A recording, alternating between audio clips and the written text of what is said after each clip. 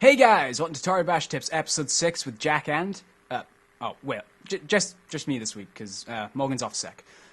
So, as he's off sick, it's going to be a slightly shorter episode than normal. I'm going to show you a move and pretty much wrap it up there, because we've had a lot of replays submitted, which is great, and really put a smile on our faces, but I'd really like to have a co-host before I look at them, because obviously I've seen them before the show, and I don't know whether it'll have the same effect for us, or at least maybe not as entertaining. So, apologies for the slightly shorter episode this week, but next week we're going to look at every replay we've got, and whether Morgan's here or I have to bring in a guest, we'll have a co-host. So anyway, let's get into the move. Let's check out the replay.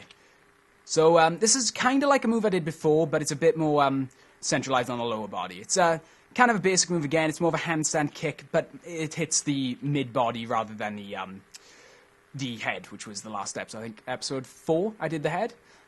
So let's get into how to do it, and I'll explain as I go. So one of the reasons I chose this move is because it's one of the first move we've done where you don't start by contracting all, which is something I'd like to do a little bit more often because there's a lot more free flow moves you can do while not contracting, but it's also hard to get specific moves and symmetry. Anyway, so the first thing you want to do is don't contract all, so leave yourself loose, and then contract your abs. I don't actually know whether doing this is essential, but it does make sure that your legs go in front of you and are enough for the move. And then you want to use 7 turns. So 1, 2, 3, 4, 5, 6, and 7. Then you want to contract all by pressing C. Extend your knees, extend your hips, contract your pecs and lower your shoulders, and then use 1, 2, 3, 4, 5, 6, 7, 8 turns. A lot of turn skipping this week, but it was the simplest way I could figure out how to do this move. Then you want to contract your knees, which, as in the last move, is going to throw you into a bit of a spin, and use 2 turns. Raise your shoulders. This part's important. You want to make sure you extend your abs, otherwise your legs will be too high to hit him in his crotchal area. And then you want to use 3 turns. 1, 2, and 3.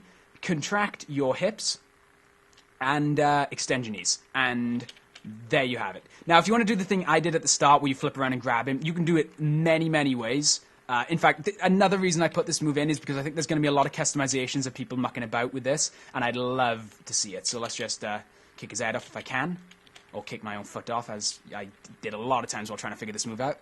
And we'll have a look at the replay to make sure that it all looks okay. Hey, I did manage to get his head off. Okay, so P, and let's have a look at the replay. And down, handstand, flip, and kick. There we go. And also head off.